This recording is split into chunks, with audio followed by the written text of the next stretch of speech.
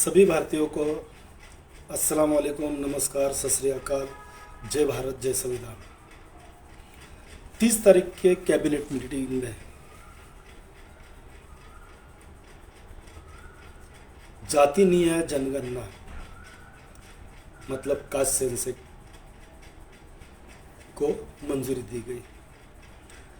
अभी बहुत से लोगों को पता नहीं होगा कि बहुत से लोगों ने जनगणना सुनी होगी।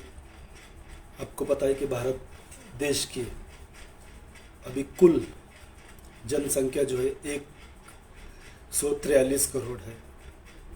अब जाति न्याय जनगणना क्या है और इसकी डिमांड राहुल गांधी हो, अखिलेश यादव हो, तेजस्वी यादव हो, लालू प्रसाद यादव, मुलायम सिंह यादव हो, कर्पूरी ठाकुर हो, ये लोग सदियों से क्यों करते आए। आपको पता है कि पिछला जो है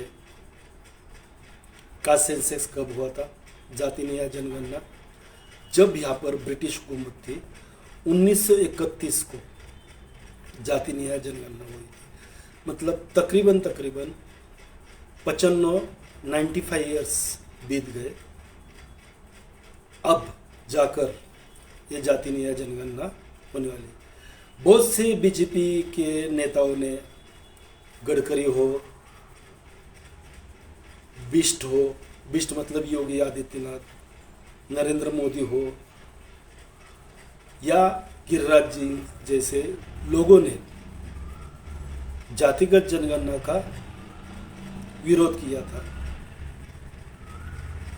आज वो बताते होंगे कि ये मोदी का मास्टर स्ट्रोक है, पर गलत है। मोदी ने तो कहा था कि भारत देश में सिर्फ 4 ही जाति है। पर मैं आपको ये बताना चाहता हूँ जातिगत जनगणना क्यों जरूरी है। जिस तरह से हिंदू धर्म में जाति है, उसी तरह से मुस्लिम धर्म में भी जाति है। इस्लाम एक मजहब है और इस्लाम के साथ आने वाले जैसे पिंजरी है, आतरी है, अंसारी है, जुलियानी है, बहुत से ऐसे जो जाति है जो पिछड़े हैं और पिछड़े जातियों को हक मिलना जरूरी है। अगर ये कास्ट सेंसस, ये जाति न्याय जनगणना, इस पे तो मुझे पहले शक है कि वो बीजेपी सरकार उनके फायदे के लिए करती है या जनता के फायदे के लिए ये जाति न्याय जनगणना कर रही है। क्योंकि जाति न्याय जनगणना में जो है, जो 25 कॉलम जो है, जिसमें तुम्हारी आयु, तुम्हारा आमदनी, रहने का पता और जो भी तुम्हारे जनरल जानकारी ली जाती है, तो मेरी इस सरकार से और सभी लोगों से ये डिमांड है कि जाति न्याय जनगणना जो है ये उस आधार पे हो कि उस जात के लोगों के एजुकेशन क्वालिटी क्या है, नौकरी में उनकी कितनी हिस्सेदारी है, पॉलिटिक्स में उनकी कितनी हिस्सेदारी है। क्योंकि देखा गया है कि मुस्लिम समाज में जिस तरह से हिंदू धर्म में सवर्ण समाज है, खास करके ब्राह्मण समाज, वैसे ही कुछ लोग राजनीति में भी है, अच्छे अच्छे पोस्ट पे भी है और अच्छी अच्छी जो चीज़ें हैं ये सब उन्हीं लोगों को मिल रही है। पर जो पिछड़ा मुस्लिम समाज है, पिछड़े मुस्लिम समाज को किसी भी तरह का कोई भी लाभ उनको हासिल नहीं होता। आप देखेंगे ठेले वाले हो, रिक्शा वाले हो या पंतप्रधान मोदी के लैंग्वेज में पंक्चर वाला अब्दुल हो, इसकी जो संख्या जो है, ये संख्या जो पिछड़ा मुस्लिम है इसमें ज़्यादा है।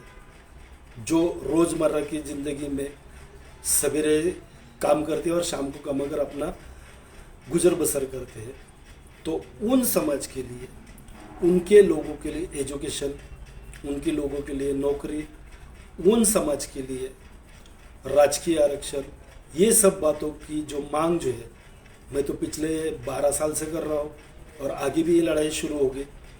आज कैबिनेट में जाति न्याय जनगणना को जो मान्यता मिली, ये तो जीत नहीं है, ये तो चलो कि जीत की शुरुआत है, अभी तो बहुत लड़ाई बाकी है।